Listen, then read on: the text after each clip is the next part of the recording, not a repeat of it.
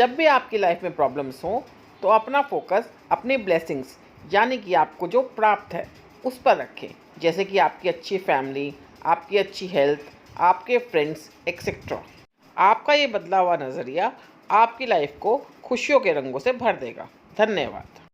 सुप्रभात। Today's word, आज का शब्द है एक्सपोनेंशियली। EXPONENTIALLY,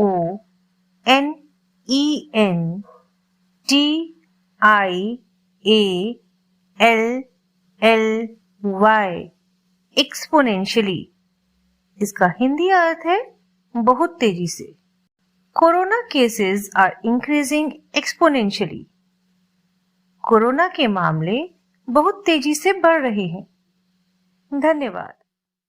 सुप्रभात बच्चों, मैं सोनम गुप्ता आपके लिए लाई हूँ आज की पहेली।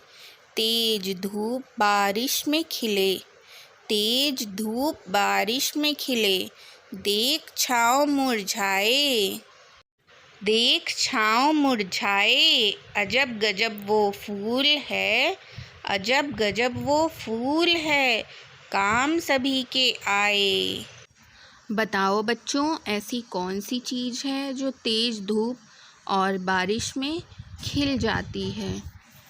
बिल्कुल सही सोचा बच्चों। जब बारिश होती है तो हम लोग क्या करते हैं, छाता लगा लेते हैं, और जब धूप होती है तो धूप की किरणों से बचने के लिए भी हम छाता लगा लेते हैं, लेकिन जब छाँव होती है तो छाता बंद करके रख लेते हैं। सुप्रभात। आइए डालते हैं एक नजर आज के इतिहास पर। 31 मार्च सन 1774 में आज ही के दिन तत्कालीन गवर्नर वॉरेन हेस्टिंग्स ने कोलकाता में भारत का प्रथम प्रधान डाकघर स्थापित किया। डाकघर पोस्ट ऑफिस एक सुविधा है जो पत्रों को जमा करने, पोस्ट करने, छांटने, पहुंचाने आदि का कार्य करती है। यह एक डाक व्यवस्था पोस्टल सिस्टम के तहत काम करता है।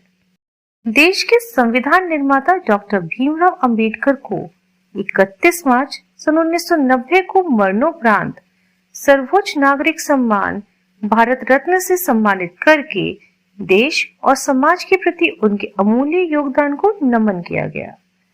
आज के लिए बस इतना ही, फिर मिलेंगे। धन्यवाद। गुड मॉर्निंग बच्चों, मैं लेकर आया हूँ टुडेज स्पेशल भारत में डाक सेवा।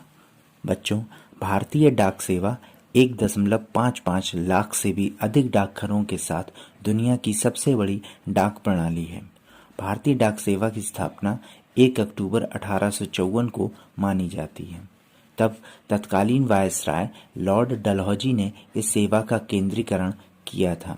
इसके बाद बंगाल के गवर्नर वॉरेन हेस्टिंग्स ने 1774 में कोलकाता में एक प्रधान डाकघर बनाया था। अंग्रेज़ों ने इस सेवा की शुरुआत अपने सामरिक और व्यापारिक हितों के लिए की थी, मगर यह देश की आज़ादी के बाद भारतीयों के लिए सुख दुख की साथी बन गई। धन्यवाद। नमस्कार, प्रस्तुत है आज की प्रश्नोत्तरी। आज की प्रश्नोत्तरी है, भारत में केंद्र शासित प्रदेशों की संख्या कितनी है? उत्तर है 9। इनके नाम क्या हैं? नई दिल्ली, चंडीगढ़, पुदुचेरी, अंडमान निकोबार द्वीप समूह, दादर नगर हवेली, लक्षद्वीप, दमन और दीव, जम्मू और कश्मीर, लद्दाख और जम्मू कश्मीर 2 नए केंद्र शासित प्रदेश बने हैं। धन्यवाद। Good morning.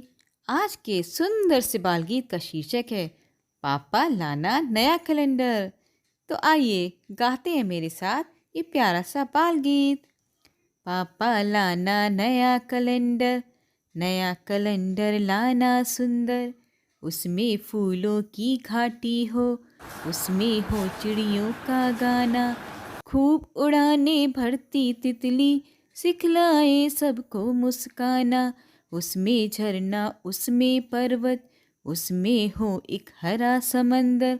हाँ हाँ लाना यही कैलेंडर, लाना पापा यही कैलेंडर। पापा लाना नया कैलेंडर, नया कैलेंडर लाना सुंदर।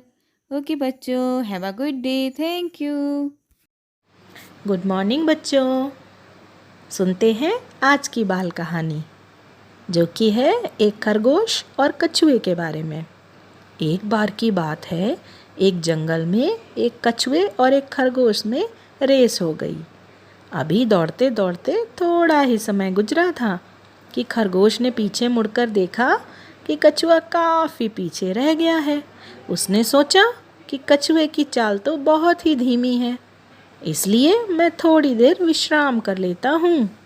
अब वह एक पेड़ की ठंडी छांव में ऐसा सोया कि कछुआ धीमी चाल होने के बावजूद भी उससे आगे निकलकर अपने गंतव्य तक पहुंचकर रेस जीत गया। बच्चों, इस कहानी के आधार पर ही यह कहावत मशहूर हो गई, जिसे लोग अक्सर दोहराया करते हैं कि slow and steady wins the race. Thank you. नमस्कार। आज मोटिवेटर सेल्फ का विषय है छात्रों की आदर्श दिनचर्या का प्लान। नए सत्र की शुरुआत हो रही है। हर नया सत्र हमारे उद्देश्यों की प्राप्ति हेतु नवीन संभावनाएं लेकर आता है। सरकारी स्कूलों में पढ़ने वाले छात्रों के अभिभावक निजी क्षेत्र के अभिभावकों की तुलना में अपने पाल्य की पढ़ाई लिखाई, उसकी दिनचर्या, वेशभूषा, स्टेशनरी, समय से स्कूल भेजने आदि के लिए कम संजीदा और जागरूक होते हैं। ऐसे में हम शिक्षक अपने थोड़े से अतिरिक्त प्रयासों से इसके दुष्प्रभावों को कम कर सकते हैं। सबसे पहले हम अपने छात्रों के लिए एक आदर्श दिनचर्या का प्लान तैयार करें और अपने अभिभावकों की मीटिंग बुलाकर उन्हें यह प्लान समझाएं और उस प्लान के हिसाब से उन्हें अपने पाल्य की दैनिक गतिविधियों का समय निर्धारित करने और उनका पालन करने के लिए कहें।